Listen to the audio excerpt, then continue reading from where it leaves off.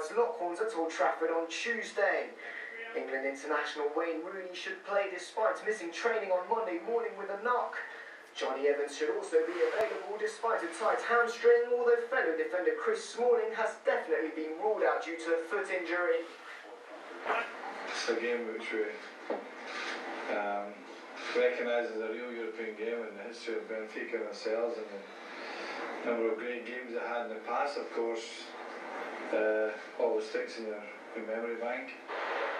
Like United, Benfica have won 2 and drawn 2 of their 4 Group C games so far. While Oscar Cardoso should receive some support from either Pablo Aimar or young sensation Rodrigo up front, coach Jorge Jesus will be relying on key players such as goalkeeper Artur Moraes, as a win would put them through to the knockout stage. We have to believe in ourselves, and we also need to take into account what we have achieved so far in the Champions League. We have been playing well, and I really think that we have what it takes to take all 3 points against United. In Group C's other game, FC Basel will be seeking to keep their dreams of qualification alive with a visit to Bucharest to face Ottomur Galat. In Group A, German giants Bayern Munich welcome Villarreal, while second-placed Manchester City travel to Italy to face Napoli. In Group B, CSKA Moscow will be seeking to earn all 3 points against Lille, while Trabzonspor entertain Inter Milan. And in Group D, Real Madrid host Dynamo Zagreb, while Ajax can book their place in the last 16 for the first time since 2005 with a win against Lyon at the Stade Gerland. In the Premier League, current leaders Manchester City down Newcastle 3-1, while Tottenham forward Emmanuel Adebayor scored a brace to hand his side a comfortable 2-0 win over Aston Villa at White Hart Lane. In the other games, Robin van Persie also struck twice as Arsenal edged out Norwich City, while Queen's Park Rangers beat Stoke 3-2. So Roberto Mancini's men are still in the lead with 34 points, just ahead of Manchester United and Tottenham. The Court of Arbitration for Sports began a 4-day hearing in Lausanne on Monday, which could result in 3-time Tour de France champion Alberto Contador being stripped of his 2010 title for doping. The 28-year-old tested positive for clenbuterol last year and was initially cleared of any wrongdoing by the Spanish Cycling Federation after he claimed he had eaten contaminated meat. The International Cycling Union and the World Anti-Doping Agency both appealed, demanding that the rider should be banned. Thursday there will be the final pleadings, and then the panel will retire to start their deliberations, but the final decision is not expected before, I would say, the end of the year.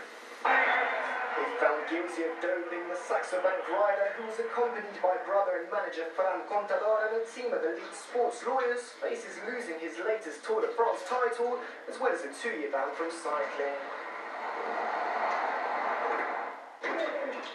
Spain's David Ferrer pulled off the first upset of the ATP World Tour Finals by beating Andy Murray in straight sets in London on Monday.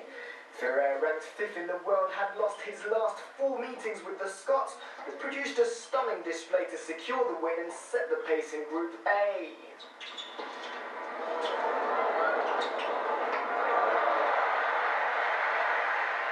Murray, who was struggling with an injury that could force his withdrawal from the tournament, looked sluggish and was unable to trouble his opponent, eventually losing 6-4, 7-5 in just over 2 hours.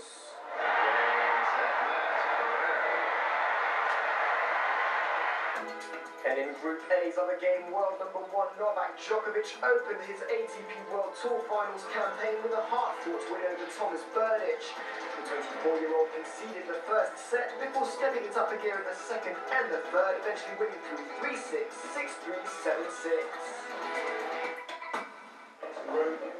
After weeks of speculation, New Zealand's Rugby World Cup winning coach Graham Henry has ruled himself out of the running to replace Martin Johnson as England boss. The 65-year-old, who stood down days after leading the All Blacks to glory last month, had been tipped as one of the favourites to land the Twickenham role. New Zealand's John Kirwan, who has coached Italy and Japan, continues to be mentioned in the mix of international coaches, reportedly being considered against English talent for the job. Henry left the All Blacks after almost 8 years in charge, but remains under contract to the New Zealand Rugby Union until March 2012.